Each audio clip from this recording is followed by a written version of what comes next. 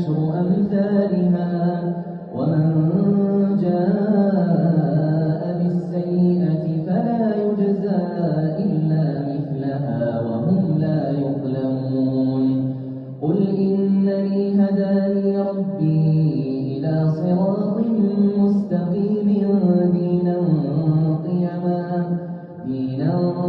قيما ملة إبراهيم حنيفا وما كان من المشركين